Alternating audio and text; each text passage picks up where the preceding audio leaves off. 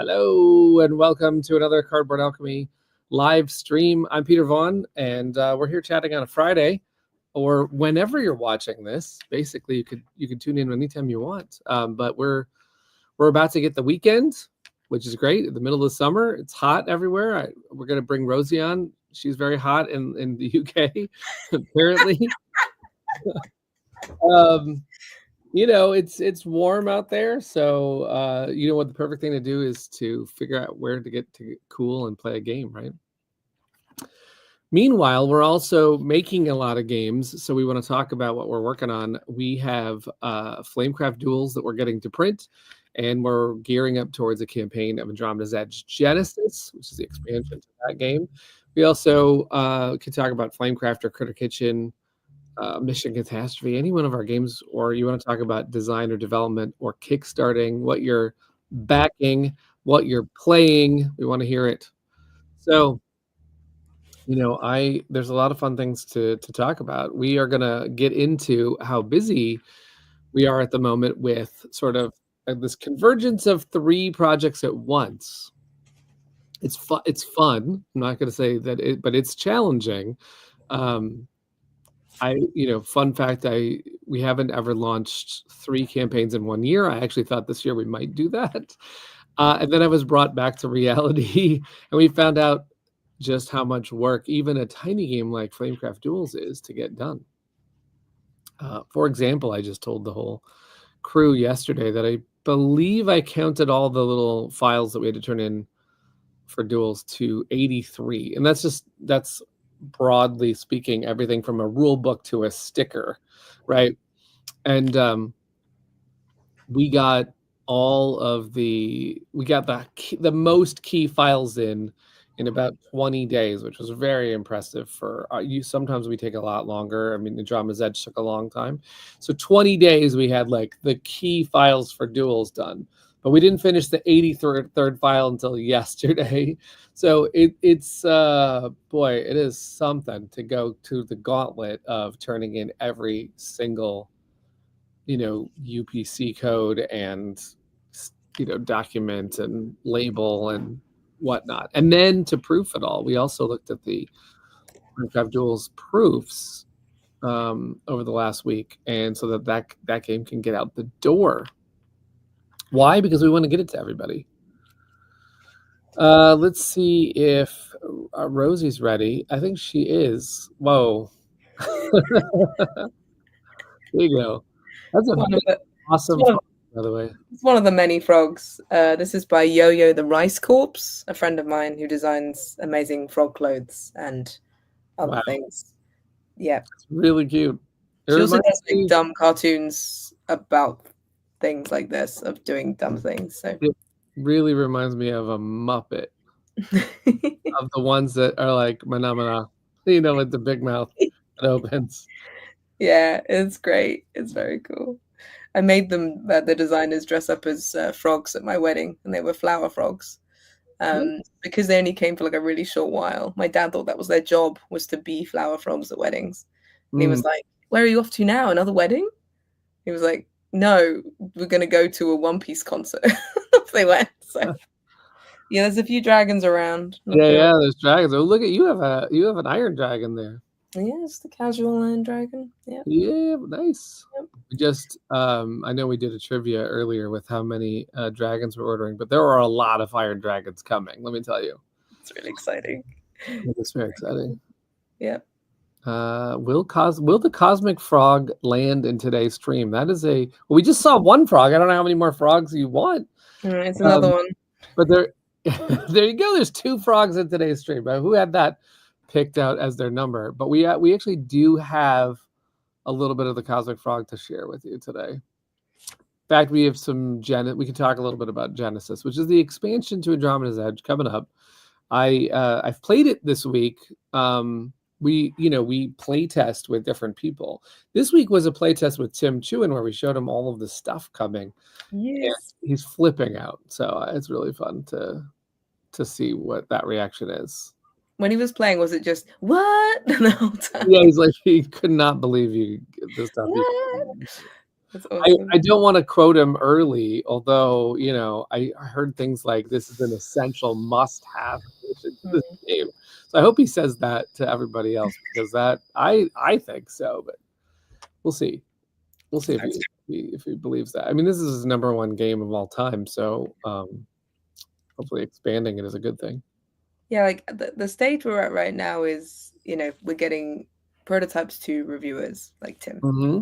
Yeah, And making a prototype is still the same way it's always been. It's kind of like constructing it in various ways. It's gotten smooth. Like as someone that receives prototypes in different ways, I never got them sealed, and now they send them sealed when you get them like made, which is so fancy. But it doesn't always have everything in it. yeah, We do have to use other ways to get them and then kind of build it. Like sure. you have to paint stuff, you still have to paint stuff, you know. Yeah. So When we it's made Andromeda's Edge, I had to paint every single player ship. Because I mean, you know, we got them printed really quickly in black from a resin printer, a mm, friend of ours. And I was like, well, it can't have everybody's ship be the same color, so I'm going to paint, you know, I'm going to do all the yellow ships. And it was like, well, how many prototypes are we sending out? We're sending out 20, and there are 9 ships per player. So I'm like, oh, that's a lot of painting. Because it was yeah. a lot. And then the buildings and then the raiders had to be painted. And I remember when I first did a Flamecraft prototype, I found someone to cut little pieces of toast, you know, because we had this cute, Yeah. adorable toast. But he was only able to laser cut like a really thin piece of toast. And he said, I'm not painting it. So I said, that's okay. I'll paint it myself. And I said, but make double so that I can take one half of the toast and glue it to the other half of the toast.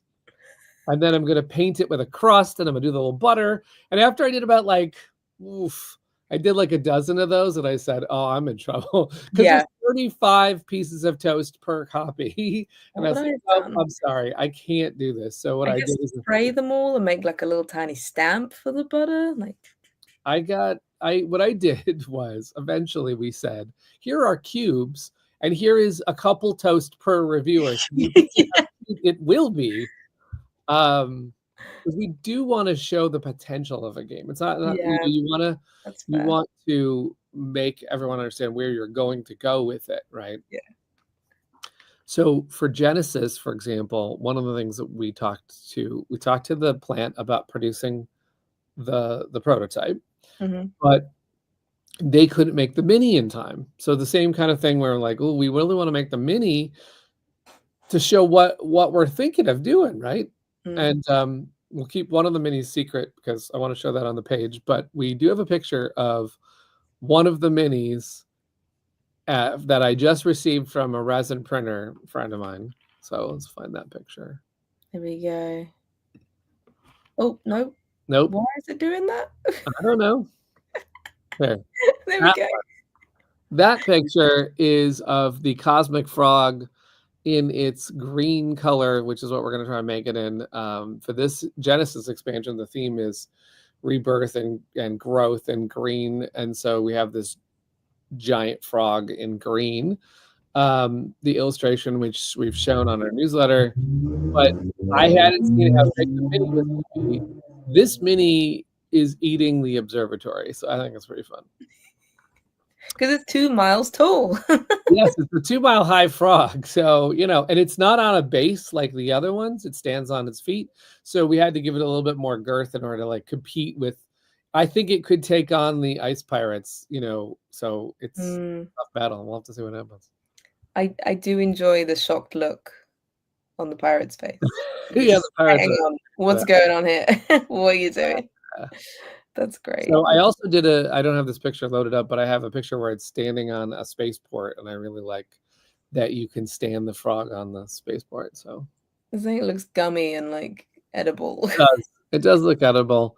The resin printer did say, you know, that his son wants to play with it. And then he said after that, he goes, I kind of just want to eat it. It's a giant gummy frog.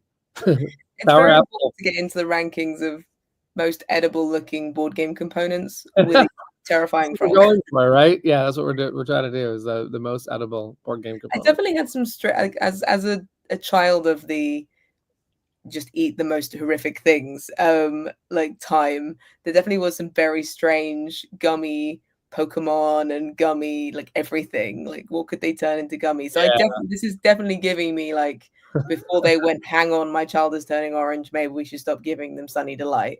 The So, next Cardboard Alchemy merch, Raider candy. Raider candy. Yeah, because you could have the ice pirates has that like rock candy vibe to it.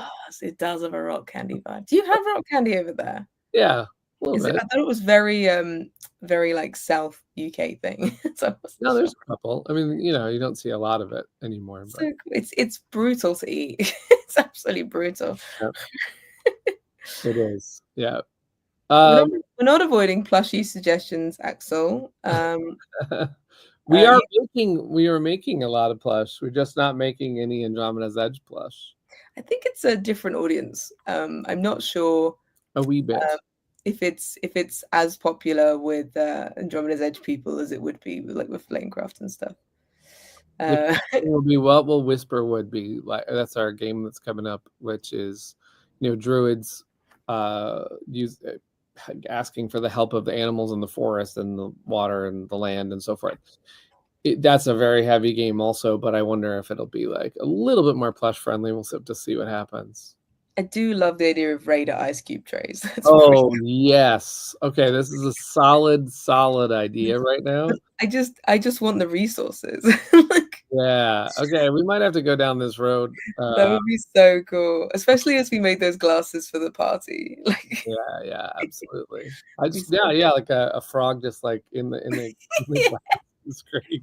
I mean, as someone that has made many molds in my time, not that frog, different shape. That's not coming out of that mold. Yeah, that's But true. the titanium and ice Well, would be awesome. it's funny that you say that because when we make all these complex minis at the plant, you don't understand the mold requirements until you give it to the plant and they go, that's like 9 molds right there. They're like, and you're like, wait, what? And they're like, yeah, that's not coming out. I mean, you have to. Some of the buildings came out in one, but the other buildings, spaceport, for example, the whole base of the second bottom of the spaceport had to be built separately in a different mold. Yeah, it's I find it really fascinating. But if anyone is curious about mold making processes and like things like this, you can ask, and then I will go into it. But if not, then it's probably not the most fascinating subject. But I do find it interesting how you take an object and turn it into a mold and then cast it out. And if it's in a hard material, it usually has to go into a soft mold. And if it's a soft material, it comes out of a hard mold. So soft is more flexible. You can get away with things. I like the Flamecraft resource fruit snacks too, by the way. That would be very cool. Does the meat one taste like meat though? I don't know. It's like jelly beans, like the every flavor. Yeah. I mean, like, you probably could get away with like chicken tasting, right? Like, yeah, and the crystal one will just be salty. It's nice. Yeah. Or like a crystal, like a sugary sweet. Yeah, right. We could go either way. You went salt, and I'm like, I don't want salt. The thing about the molds for our mini is fascinating because I did have I did have this little guy, right? Oh, like we got to make that bigger. Hang on. Yeah. Okay. Yeah, we should. There we go. So you see, there's one of our dragons, right? For Flamebound. These minis I've shown on the stream before, but these got done early, so good. So good. The whole process of these is mold into mold into mold. You actually you put it into one mold, and then that mold creates the second mold, which creates the next mold. Basically, a positive negative thing over and over again. Yeah, because certain materials can't be. So to be able to make a mold that can be run over and over again, you need to cast it from a material that can survive that process. Making a metal mold, it needs to be a thing that's not just going to melt the second you pour metal over it. So they have to make it multiple times to get it to that stage to then make the mold. It's really interesting. You know, we've got some clips of these things on our YouTube. We did some when Peter went over to the factory. You can go see some stuff. I had some other clips I probably could bring out too, where it was really interesting because they made these steel molds, and then of course, if they have a mini and it's in 9 parts, then you're making all these parts and then putting it through, seeing how many you could get into a steel plate and in one go, which is really interesting. Yeah, absolutely. Cool. Anyway, Frog. on another topic, so because we showed that one image of Andromeda's Edge, we were spending this is our sort of we hit our 5-year anniversary for Cardboard Alchemy, and I didn't have time to put it together before, but I was like, oh, I want to think of like one image per game. We made 5 games in 5 years. So I was thinking, you know what I love about sort of our mission is that we want to do amazing art. So I was thinking about finding one piece of art that blew me away when I first saw that piece of art for that game. Now, it's actually very hard to choose because I am enamored with almost every piece of art that's been made for our stuff. Sergio Chavez and Sandara Tang, we're very lucky with working with both of them. They're uber talented. So that means that every single Flamecraft shop, when Sandara would put up a new shop, I would be like, now that's the most amazing piece I've ever seen. And then she'd do another one. I'm like, no, that's the most amazing piece I've ever seen. So it is very hard to choose, but I thought it would be fun to pick 5 images that really I remember falling in love with the first time I saw them. I might have to do this series with like a V2. Like I might have to come back to it because it's just, again, it is very, very, very hard to pick. For example, I'm going to start off with Mission Catastrophe. Mission Catastrophe, I could have picked a character, and there are amazing characters, but I remember when Sergio drew the sensor room. This is that room, because in the game you have a bridge, you have a weapons room, you have a teleporter, you have an operations lab, and you have like an oxygen room and an engine room. And then he did this sensor room, and I just loved the vibe that this room gave, with the wires on the floor and you're controlling a panel. It's almost like it reminded me of a little bit of the user standing there at the panel, like Minority Report via this whole big screen. I just love it. This is from Mission Catastrophe. If you own Mission Catastrophe, I've seen it, then I'd love to know what you think is the best piece of art in there. Because I could have shown, maybe next time we'll be showing one of the characters, because I love the characters too. So that was our first game that we made. And our second game that we made at Cardboard Alchemy was Flamecraft, which it is near impossible to pick a Flamecraft image because there are dragons upon dragons upon dragons, and they're amazing. And there's also, I almost picked the image that started it all, where there's a little bread dragon, torching a creme brulee. But I picked a pizza coven, because to me, Le Petit Dragon, the one that Sandara started with, I mean, she already had that one. So this is a brand new creation that came out of Manny coming up with a pun and Sandara illustrating that pun, the pizza coven. What the heck was happening? And there's a coordination here between a bread dragon and a meat dragon working together to do this thing. The bread dragon goes on the errands with the witches and he keeps the pizzas warm. I just love that idea. Like there's this little cute bread dragon in the basket. But I also love that Sandara, for the first time, put the sparrow glyphs on the ground, and those are little creatures that she just decided are in Flamecraft world. Little sparrow glyphs. I know, Stephanie. It seriously, the creme brulee dragon should be the one. But I feel like this one reminded me, when Sandara painted this one, how much she was channeling Kiki's delivery service. And she was just getting a vibe in this town of like people flying around with a dragon, keeping the pizzas warm. This whole thing made me instantly see the moment. I love this one. I love the logo with the dragon wearing a pizza hat. So what's funny about that is there wasn't a logo. Okay. It didn't have a logo. And then we were going to make our first t-shirt ever. And I said, I think Manny said something about, let's do the pizza coven. And then we're like, well, what's the logo of the shop? Like, well, how does the shop needs to have a logo? And so then then this logo came to be. Yeah. The dragon with the pizza hat. I always find that like in Ghibli, just food art makes me so hungry. Like when and they never eat this stuff. Like it's so infuriating. Yeah, Like in right. Howl's Moving Castle, they make this beautiful breakfast, and Hal just gives it to Calcifer, and I'm like, come on. But yeah, just like the way that the pizzas and the food that she obviously like Critter Kitchen was incredible for this too. But something about seeing the food in this, you're like, I want that food. I want I to know, go. like even if you take the one that the witch is making, it just has 3 pepperonis on it. I would never have thought of just like, let's just make one with just a couple pieces on it, but it works, right? It Yeah, completely tells you on that pizza. it's so cool. It's so cool. The Um, the third game that we made at Cardboard Alchemy is Andromeda's Edge. Now, Andromeda's Edge has factions that blow me away, and I did want to use one. I love the Plutonian Empire, but I remember seeing this image of the scrapyard, and thanks Sergio. I thought Sergio had outdone himself in terms of like just this epic moment. This is how you build.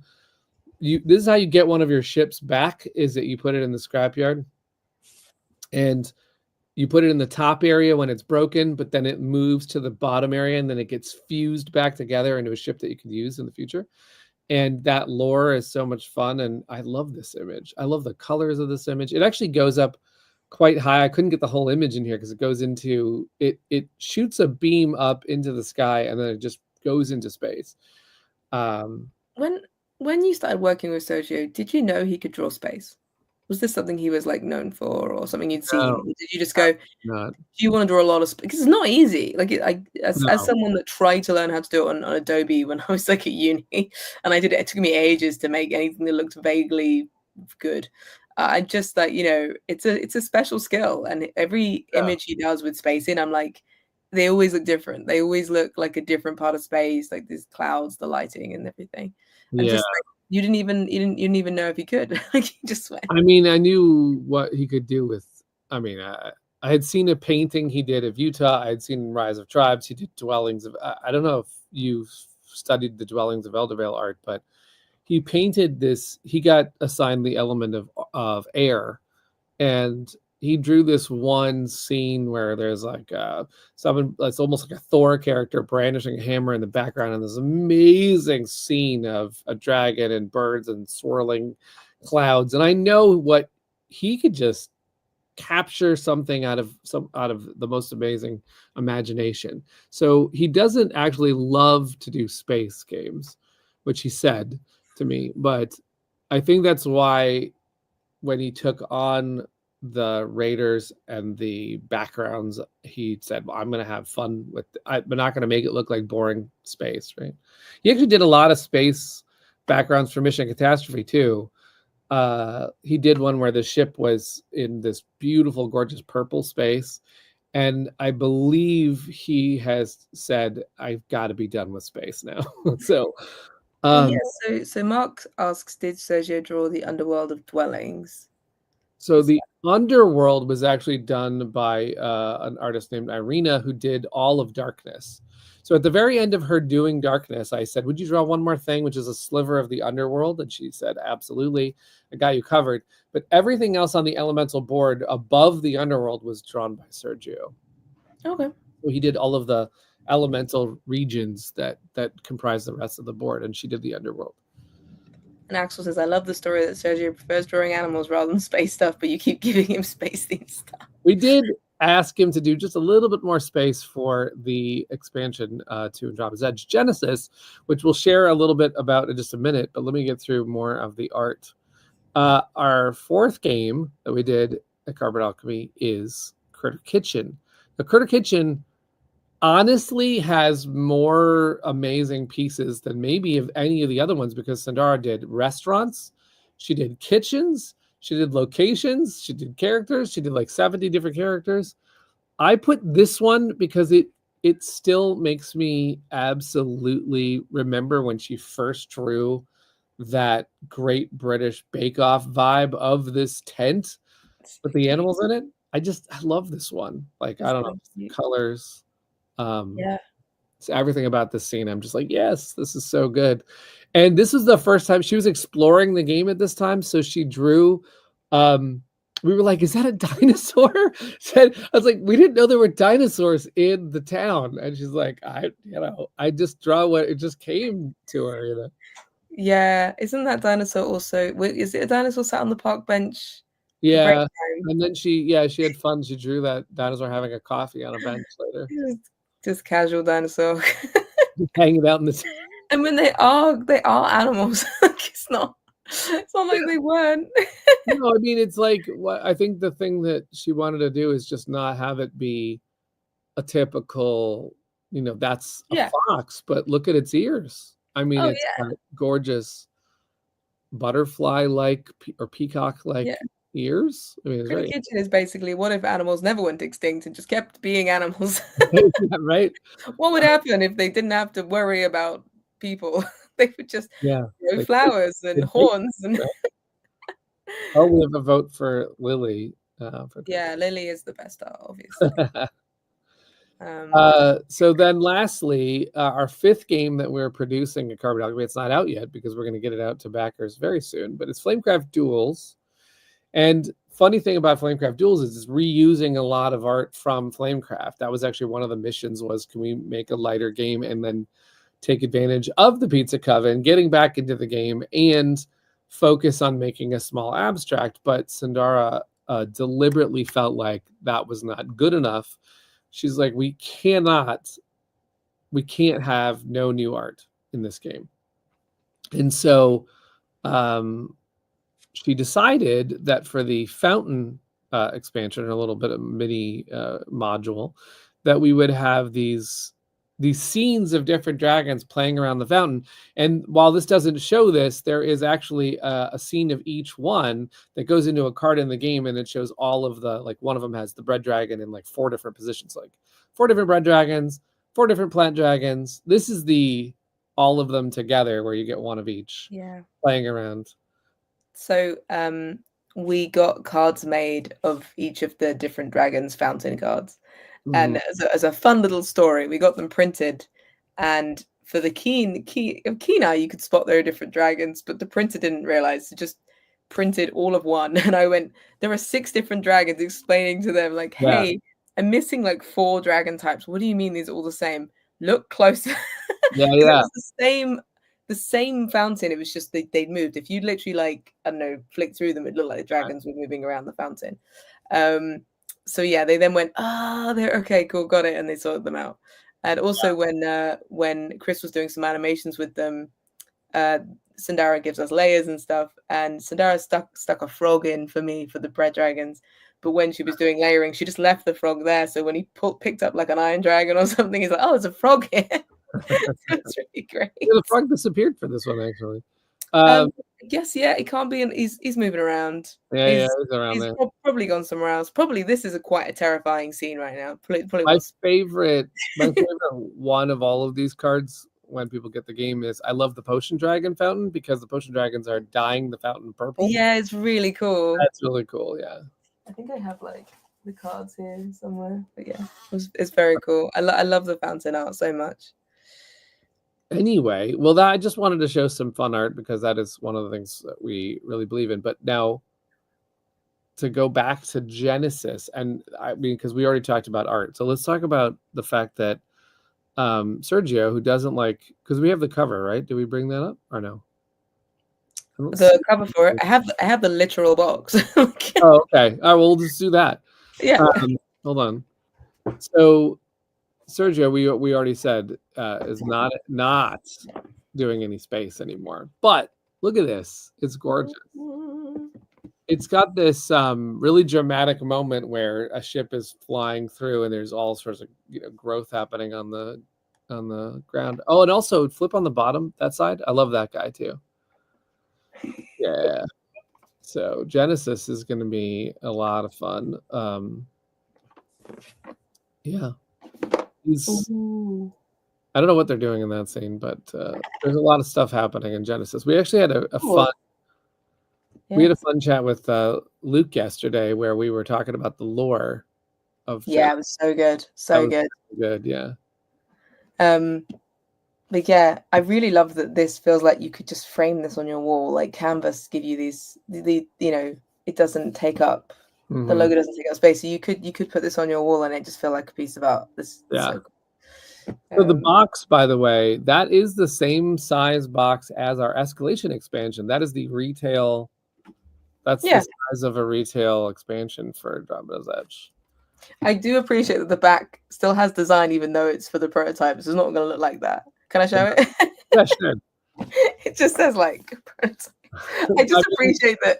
Was it Chris or was it Lauren? No, that was Sarah. Oh, Sarah. I love the effort of the amount of times I've gotten like a blank prototype back from other companies, but no, it's still beautiful. Yeah. It's so cool. So yeah, shout out to Sarah for that. That's very cool. But yeah, it's stunning. And yeah, I just need to get my minis and then I'm all set. For now, I will be using any small frog I can find.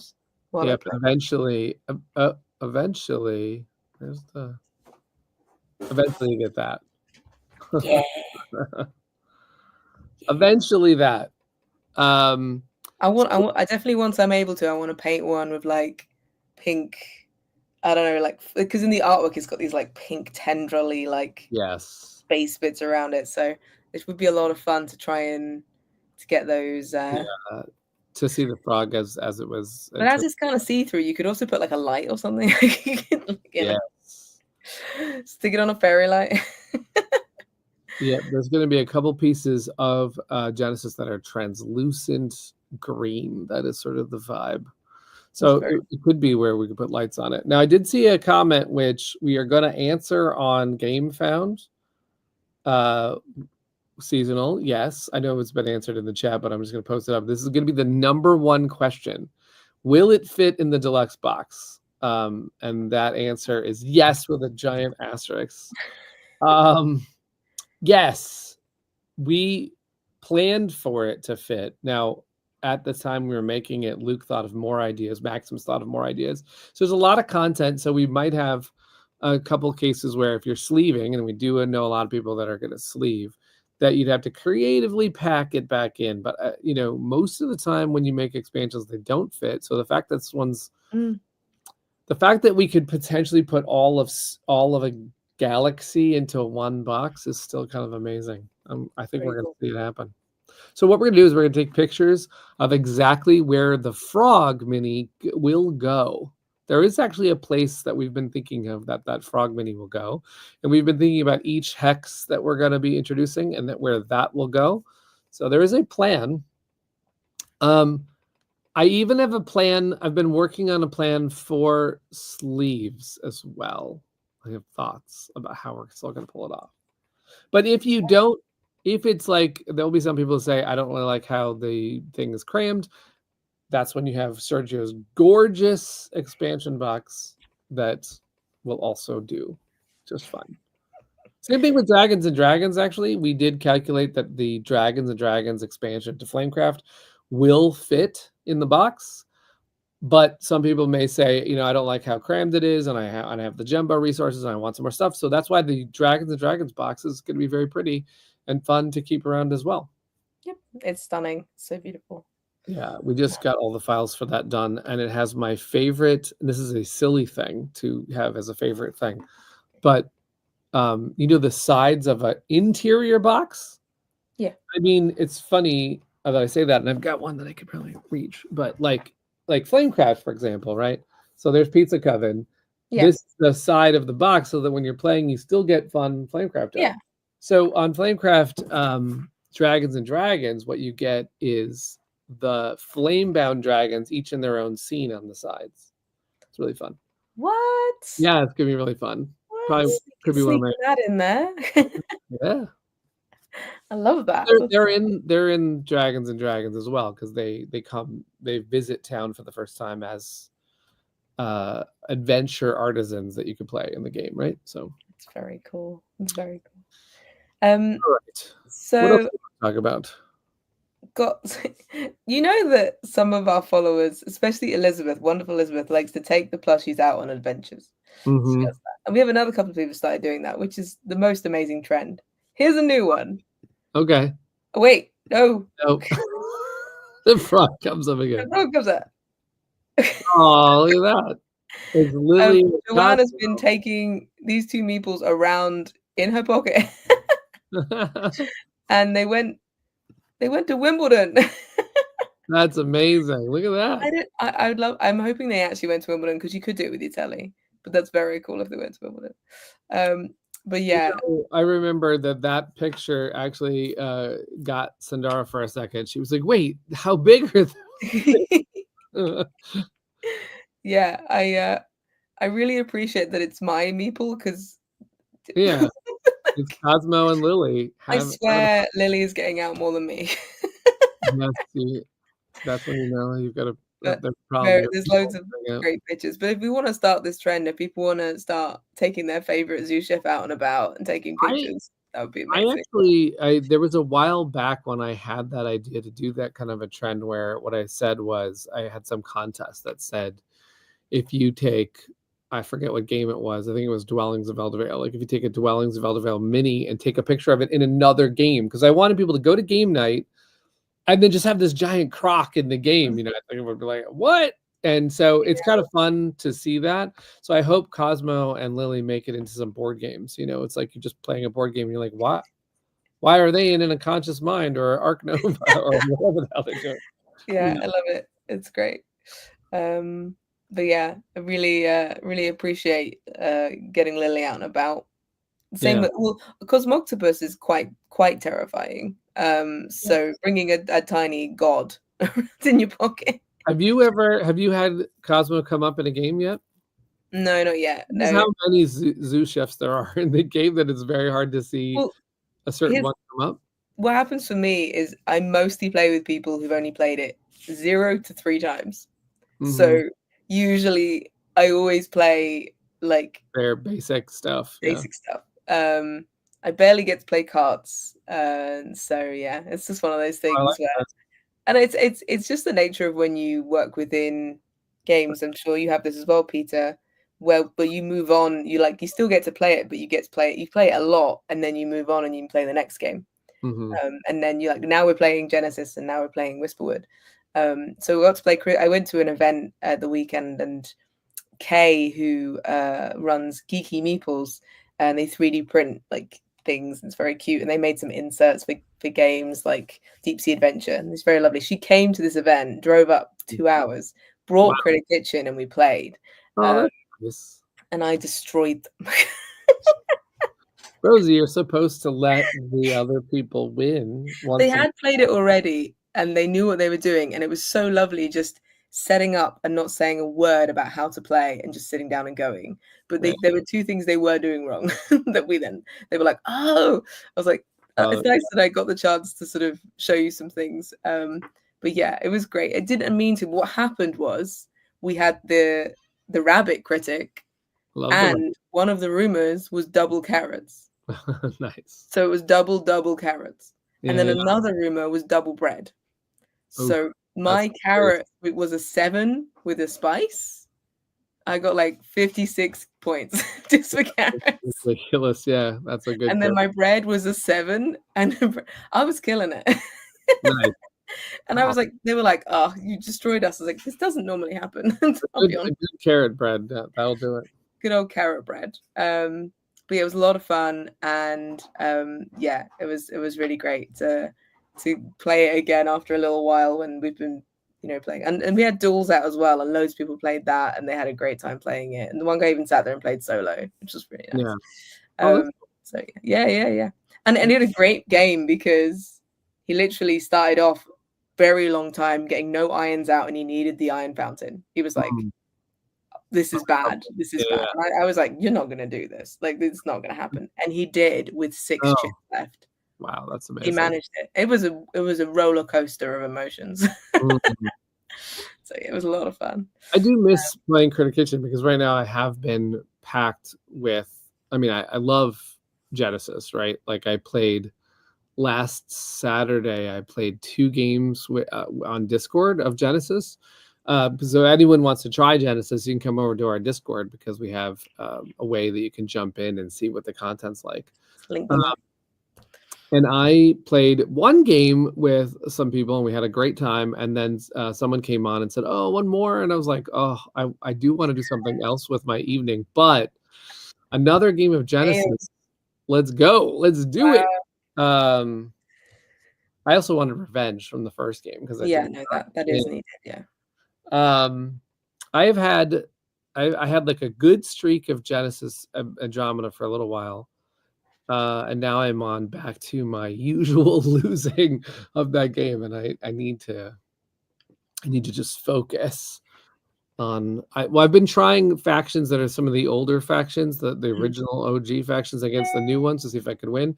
I had a very close game against Axel, who's in this chat, where I was playing the Nebulon Cloud People, one of my favorite factions to play. Of course, they're all my favorite, really, but I do like the Nebulons, and I got within striking distance of the win, but wasn't meant to be.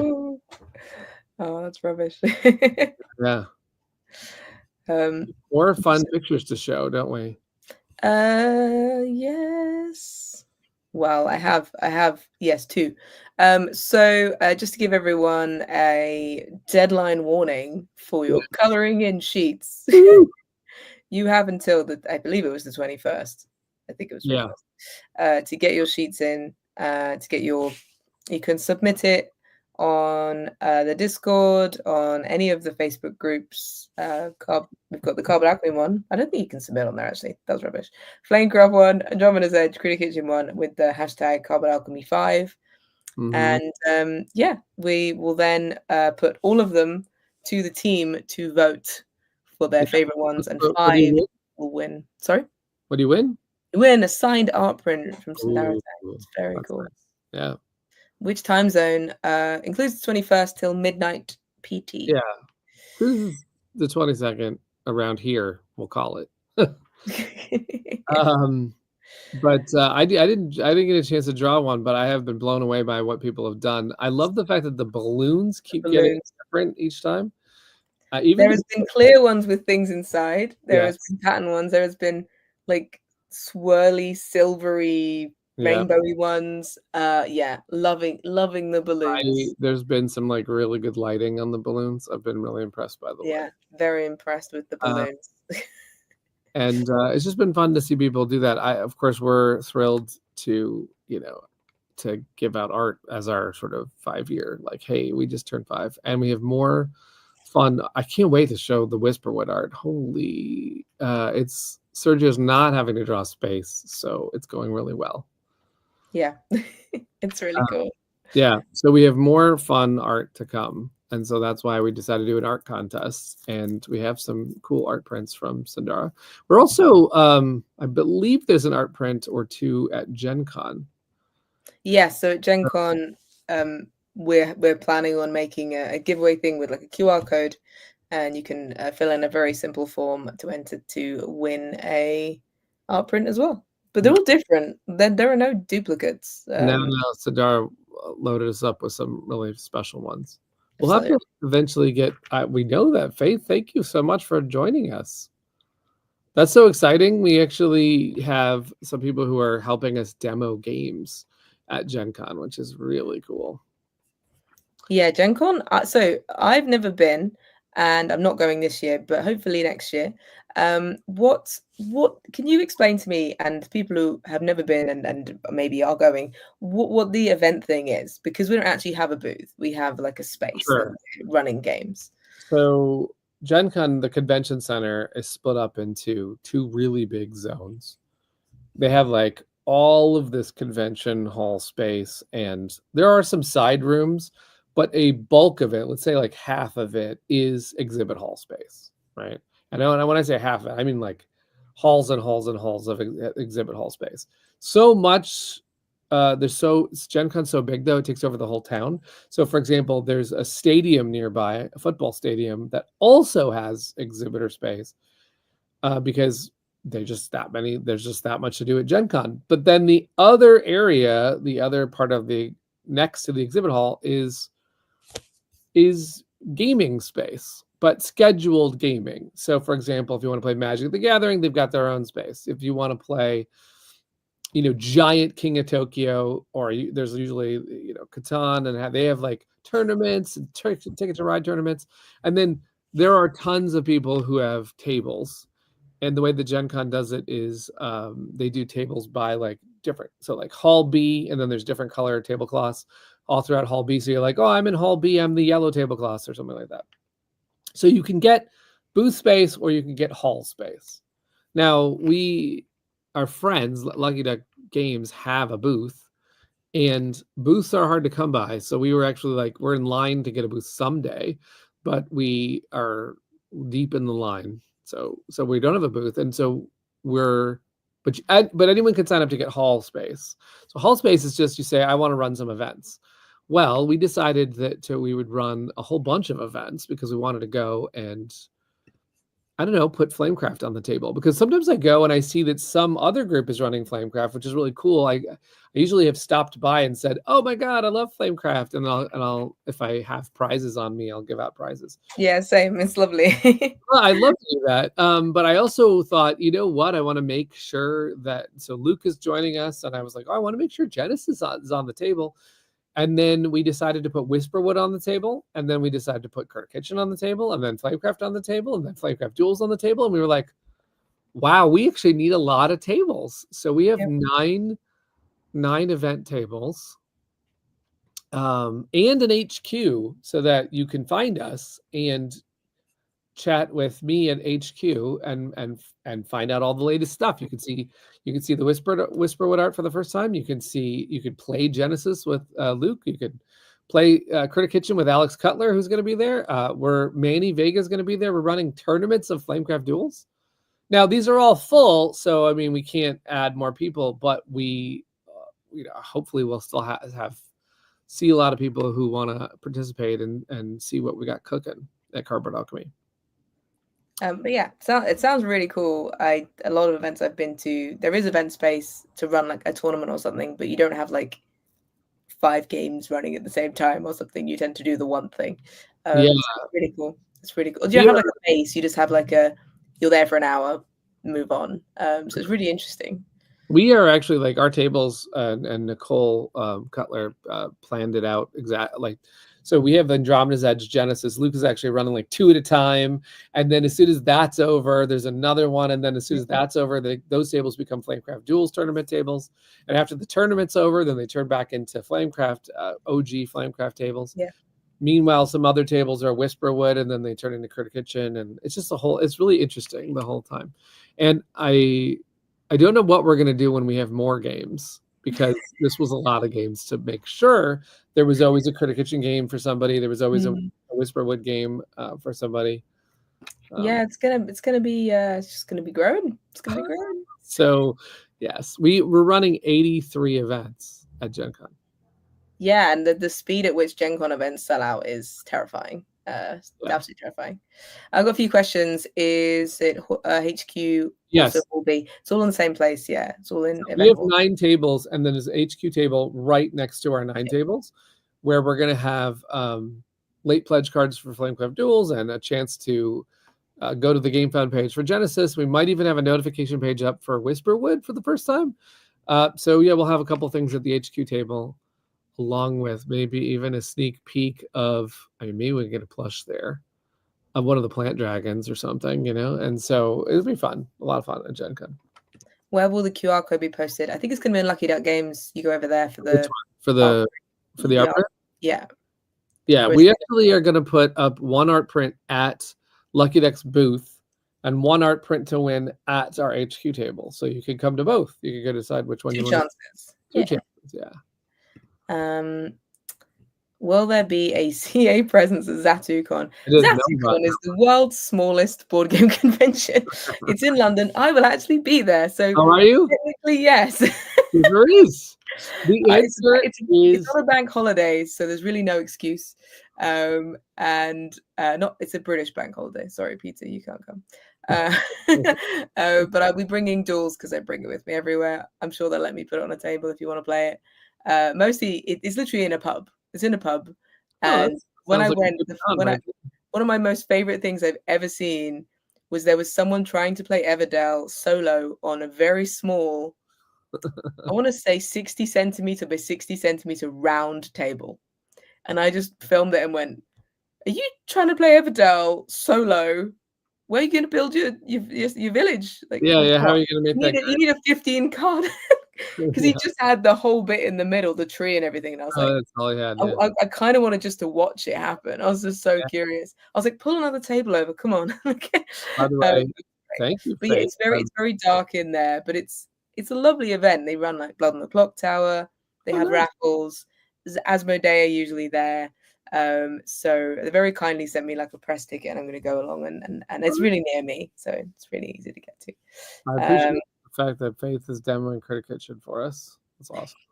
We need people that know that game. That's what I really love about the demos is, like when you taught Critter Kitchen, it's great that you were able to teach it. We reached out and said we needed Andromeda's Edge fans. We actually got.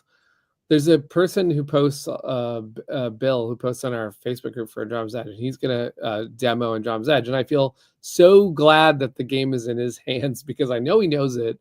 I know he loves to teach it, so that makes me very happy.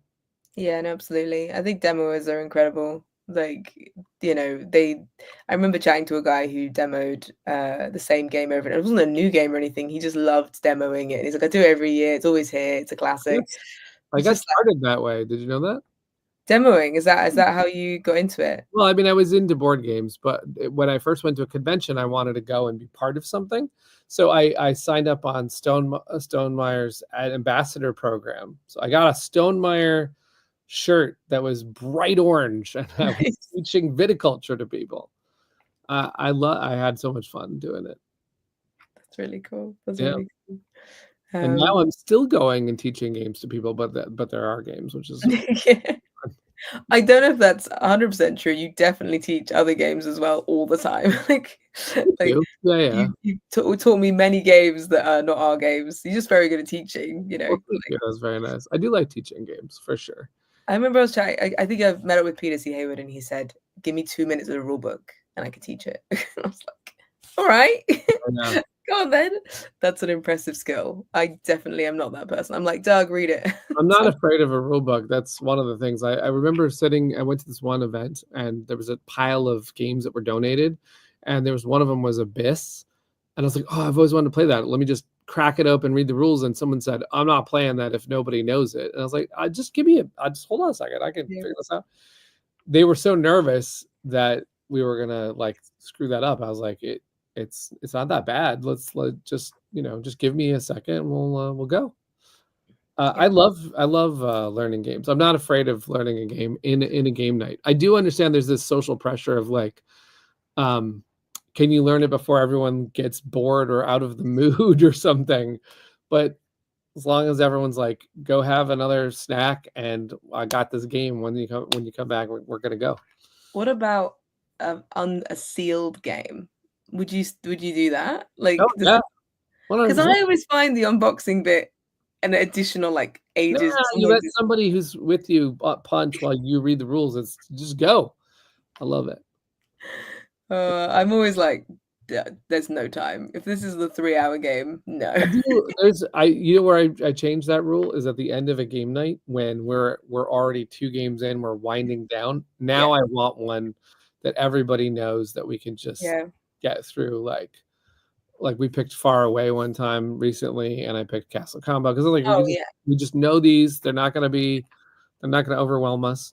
There was a friend of mine that used to describe it as like sort of a meal, like appetizer. The dessert game needs to be a comfort food that everyone knows, or that is learnable in like no time, right? Yeah, I met up with Boxed Meeples, and we went and played a bunch of games together. And we started with Railroad Tiles, which is brand new. We just did the base game, and then we moved on to Art Society because they had a review copy, and I played it, and it's really good. And then we also played another bigger game, and then we moved on to Far Away and Trinket Trove, which is Sandara's. And they were nice ones to finish with. Far Away, you can just I suck at this game anyway, 100 points. It's a nice one to to hang out with and finish the night with. So yeah, agree on Far Away. It's a great one. You know what I just played recently is a friend of mine came over and we decided to make our main course Arc Nova with the expansion. Nice. It's a big And one. I love that game. Oh, wow. I just forgot how much I like that game.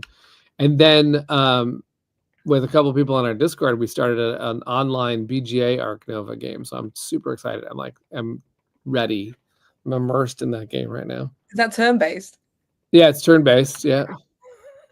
Well, we won't finish this year, maybe. I don't know. Yeah, I mean, some people may still be listening who are in the turn-based Wingspan, and I'm still very sorry. I'm still very sorry. We should do some game shout-outs. Yes. I've got like one or two. Yes. Look. No. Yeah, all right. Andromedas Edge Genesis coming to GameFound soon. We're going to tell you what date very soon. I got sent a really cute little parcel. Which come in. Aw, that's nice. And a little letter. And I played this already before. And it's called Divide and Conquer. Oh, that's funny. You don't call them conkers, you call them horse chestnuts, I think. Yeah. But in the UK, there's a game you play where you drill holes in them, stick them on a string, and you bash them against the other players. So they've created kind of like a thematic, the conkers are real version of that. Okay. And you can upgrade your conkers with better string. You could boil them or vinegar them, all that kind of stuff. And it's a really lovely theme. It's really well done, and kind of just reminds you of playing it as a kid, but also it's been given like character to each of the conkers. Just a little happy face. So yeah, very sweet. It's her first game, and the company is called No Drinks on the Table. So that just arrived today, and I'm very, very excited to crack that open because this is a finished copy from the Kickstarter, so it's very cool. John asked, by the way, if we already talked about Andromeda's Edge. We talked briefly about Andromeda's Edge and said the Genesis is becoming real. It's going to happen. We were going to post an update today. We're taking a little bit more time to say it. Next week, we're going to say some more stuff about stuff, including the date. So we're really close, and we're sending out prototypes to reviewers. We are indeed. And we were just talking about Gen Con, and I'm actually going to go at Gen Con. We're going to have some more surprises, of which I will take pictures and share also after Gen Con, which is that we're revealing some of the accessories we're making for Andromeda's Edge. There is one that should be ready by Gen Con that I can't wait to show everybody. But speaking of things to shout out, though, I do have to shout out a Kickstarter, which only has 6 days to go. But have you heard of the game Party Panda Pirates? PPP.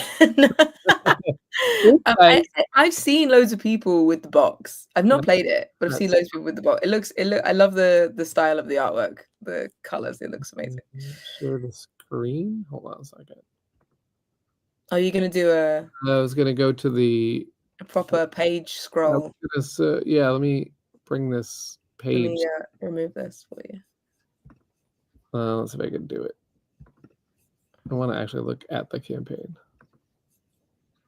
Yeah, it's an expansion for the game. It's a sequel, it says. So the reason why I'm bringing this one up is because this company, Detestable Games, is a partner of ours. They actually work with us to get all of the games of Flamecraft, Andromeda's Edge, Critter Kitchen to Mexico.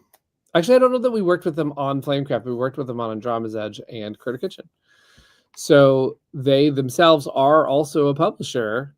And the description of this game says it's inspired by Mario Party, which tells you exactly the vibe. You're just going to be like running into people and stealing their stuff, right?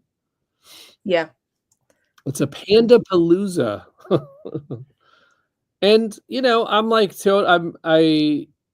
it looks like they've got, I'm trying to find an image where it's got, they've got a really giant ship in the center that you actually put the meeples in, and it's a turtle ship, not a frog ship. So there's that, but it's a turtle ship, and then they got pandas that go into the turtle, and then I don't know if that determines whose turn it is.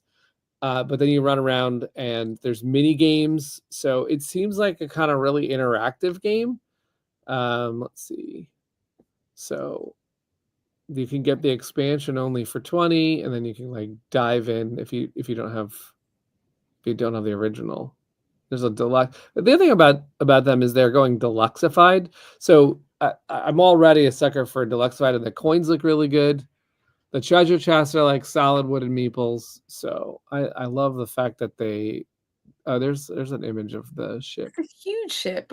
It's huge. You're just shooting meeples out of the ship. That's awesome. And the I don't meeples know. look awesome. I love great meeple design. I love it. Yeah. So, we like the testable games, and we thought, well, we'll tell everybody about it.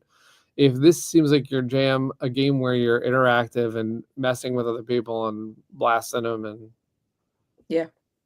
having little mini games, then this could be for you. Party Panda Pirates, Panda Palooza. That's a lot of P's. They have 6 days to go, so I hope they're funded, completely funded. Yeah. 10 times over. So Awesome. yeah. And now we know we can screen share scrolling. So Yeah. we should do like a live where we go through, because we're Kickstarter experts. Are we? We know how to build a page, and I think it's interesting to go through like see what people are doing, see what ideas are out there, how it's changing, what the different platforms are, why people use Kickstarter or GameFound. I think they're interesting, like places to look at. So maybe if people are interested in hearing more about crowdfunding. It's funny that you say that, because you remind me that next week at this time I will be on a panel about crowdfunding at Comic-Con. I'm going to Comic-Con and I'm doing a panel on Kickstarter. Is that San Diego Comic-Con? Yeah, San Diego Comic-Con, the one that's insane. The one that is wall-to-wall people in cosplay and just panels and Marvel. Like people wait all night in line to go to a Marvel sneak peek of something, and I've been on the floor before, and it's like there's all of you DC streamed, characters. I think, from it last year. You were. Oh, I did a little recording of it. Yeah. And then we went and found Kim Joy, I think. Yes, she's there, and then I don't know if she's there this year, but if she is, I'll be visiting again. Yeah, just the start of the tradition. There's a small board game area. What's funny about Comic-Con is it's not really known for board games, but of course board games are growing and growing. So there are a number of publishers that have reached out to Comic-Con and have set up like this back room that has board games. So I do visit the board game room. I don't tend to go there for that. So I think I go there for the comic books and the art. I love the artist alley type stuff at Comic-Con, where there's comic book artists and also painters and like people making mugs and earrings and just different stuff all over the place. Ooh, I have a Kickstarter that my friend's running. Do you think you could bring it up? They're called Rune Fable, RUNEFABLE, and he's doing a dice campaign. That's his company name. Hopefully that would come up. If not, it's called Alchemical Dice.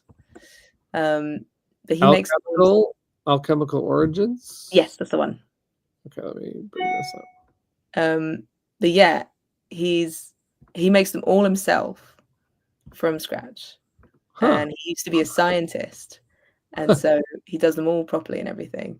They are beautiful. He's doing so well. Like he funded in the first hour. I'm so proud of him, because like it's his first Kickstarter. Yeah, look at these dice. You know what we could talk to him about? We could talk about the look at that die right there. It just reminds me that in Flamebound we need really special dice. Yeah, he uses like inks and things, and he's done like games and stuff before. And each set is based on like a different chemical or something. Oh, that's neat. Well, I mean, because it's alchemical and we're Cardboard Alchemy, now I need to like see if Yeah, so he's also worked with a woodworker who's making boxes and displays for dice. But yeah, I love his stuff so much. It's stunning. The Alchemist Fire set. Yeah, look at that. So cool. Wow. I know. He's so talented. And we love talking about like making dice and the Yeah. way it's changing, and he uses obviously pressure pots and those kind of things, but he's got all these different techniques for making things like, you know, mushrooms or little worlds inside them. So it's very cool. I think these are some of my favorite ones. The bone, like, but with a little. Grave mycelium, Yeah. very cool. Yeah. This is fun. This is a It's good so bunch. good. But let's see. How do you support it? You get in for one set. Yep. You can get one set, or you get two sets. Ah, nice. I think you can get all the sets. Just goes Or up. you can go deep. You can curate and get 4 sets, or And all then sets. there's one that comes, I think, in a big box. Nice. But yeah, this is the thing with like handmade stuff, is that you've got 2 different worlds of dice, haven't you? People getting them manufactured in China, and then when you make them yourself, it's just a much slower, more expensive process. But it's there's an art to it. It's very beautiful. Yeah. But yeah, I remember he launched, I think, last week. So That's cool. That looks really good. This is good stuff. I do love dice. I have a whole bag of dice now. It's getting a bit much. It's like, yeah, I just like. You have like dice. Ooh, those are nice. Yeah. I was gonna say you have dice for different occasions, different games, different moments. Well, I don't play enough RPGs, I don't think, to really have this many dice. But I think that I consider dice like enamel pins. They're like, you know, they're art. They're made or they're designed in a certain way. And I don't wear these pins, I display them. So I quite like having a bowl of dice. And sometimes I do play like one shots. And I'm like, oh, what dice do we need? And I'll go in the bag. But really, I'm just a goblin. So yeah, it's fine. I mean, that's you know, there's a certain charm to it. One of the things I'm excited about with Flamebound is going to be that there's dice, and we get to actually, because we have made, how many of our games have had dice in them? So Mission Catastrophe had dice. We had a meteor as the number 1. So if you roll that, you got a meteor, and that was fun because we made a custom die for that. Then we did Flamecraft, no dice. And we almost unlocked the die at the end of Flamecraft. And the reason why Manny wanted to pull that back is because he's had this idea for Flamebound. And he's like, I want to save the dice for when we get to Flamebound. And then we did Andromedas Edge, tons of dice. But we didn't do custom dice because it's like we needed like 6 dice for every player. Because there were so many, yeah. We did at the time talk to Level Up Dice, and they were like, if you want to go unbelievably crazy with these dice, we could do that. And we were very tempted, but we were trying to make the game not cost like several more hundreds of dollars. Yeah. Then we did Critter Kitchen, and there's 1 die, and it's custom, entirely custom, because it's got little bags of it's very cute, like the mystery die in Critter Kitchen. And then Flamecraft Duels, no dice. No dice. So we've had a 3 out of 5, and I don't think we've yet. I think Flamebound might be the first one where we really dig into some intricate, different designs. I'm excited about that. Yeah, definitely. I love dice. Yeah, well, you're on the committee, the dice approval committee. The dice committee. That sounds like a great committee to be on. I want to be on all the committees, like the pins, the plush. You pretty much are on all the committees. I will tell you that we are working on a penny arcade pin, and so you know I was asking around in our Discord, like, who knows a lot about pins? Can you show me what makes a favorite pin? And Rosie's like, whoa, I got you. I have lots of pins. I was like, oh yeah, Rosie, just a few. Just a tiny just a few. Yeah. Bit of pin collecting there. I did not know until I posted that, and we were talking to people about pins, what it meant to have. The word's not movable parts, but like when a pin is described as having, it's not animated parts, but there's like a term for it. Oh, I don't know. Maybe it is movable parts.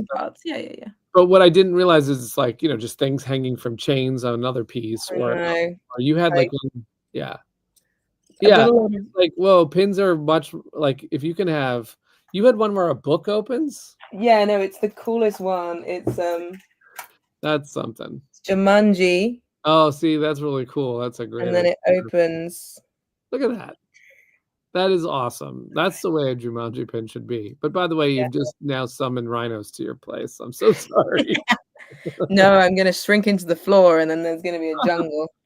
It's one of the biggest board game movies where they just cannot make that into a sellable game. Not at Like all. it's just like not interesting enough. You're like, yeah, it's not the same. Like, Yeah. but yeah, no, I love moving pins, and a lot of my friends that make pins have done a lot of very interesting things where they play with recessed metal, glow in the dark, stained glass is one that got very Ooh, yeah, popular. yeah. And once you make pins, you can trade them. So my first ever pin, I traded 50 times at one convention. I had one pin design, and I really was like, I was working. Like I was like, That's do you fun. want to trade? I've got one pin. And then when I did a full set of they were called patisserie pals. They were animals like patisserie.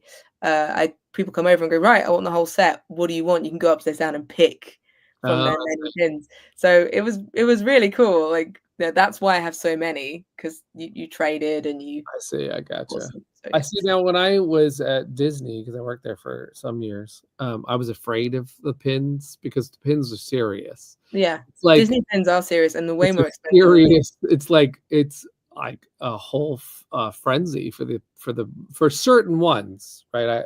There are people who like, I have to be at the crack of dawn at this event to get this pin, and I was like, okay, I don't know if that's worth it, but all right. Yeah, so like I have a banner up here, which has all my board game pins on. So I've been collecting board game specific ones, and I have like Oink Games make some, which are really great, and some Lorcana ones, and our ones, obviously. But it's fun to keep them all together because they're more commemorative, like memory ones. So, yeah. So yeah, I like theming the boards. I don't know. I don't know if Mike Vanderveen's in this chat, but he might be watching this later. But and I've seen a lot of people do this. He goes to cons where his entire hat is like decked out in this. Yeah, it's heavy. Yeah. This is the frog board. That's the frog pin board? Wow, you have a lot of frog pins. I've got space. Yeah, you got more room for. This is actually a thing you can buy from IKEA. That's a chopping board. And all I did was remove these sections and round the end. Yeah. A jar. I feel like we have to make a Whisperwood frog pin now for you. Yeah, and then we also made a dragon pin board, and there's a video of how to do it. Yeah, look at that. And it's it's very light and you can hang it up. Oh, that's cute. So it's awesome. Yeah, we did a video on that, and that's on you have more room on that board as well. Ooh. I do. I've got room. You're right, Mark Dandridge, you're 100% right. There's Andromeda's Edge Raider pins would look amazing, like the Ice Pirates as a pin. The Hive. Yeah, we have now 2 amazing Andromeda's Edge merch ideas today. But what's the really cool ones would be their logos, because like you collect them like badges. Like the logos are so cool, and they're also so easy to make into pins. Like Oh, you mean the faction logos? Yeah. Like they're all kind of look like they would work. That's true. We can do that. Of course, they would be more badass if they were actually of them, but some of them would be difficult. Some of them would be difficult. So yeah, not impossible, but difficult. Not impossible. Well, we'll have to see if people want to. If that's where we're going. Stained glass on the Ice Pirates. 100%. Now I want that pin. Yep, that would be beautiful. That would be beautiful. Yeah. Love all pins. Right. Well, we could talk more about pins in another stream, but we have got to go for today. If we did not get to your question, we have this YouTube that you could comment on. We should have some keyword to comment on at the end, Rosie. Oh yeah. Comment which raider you would want as a pin most. There we go. We go. But you could also ask questions in our Facebook groups. Flamecraft has a Facebook group. Critter Kitchen has a Facebook group, and Andromeda's Edge has a Facebook group, which we're going to be talking a lot about Genesis in the coming weeks.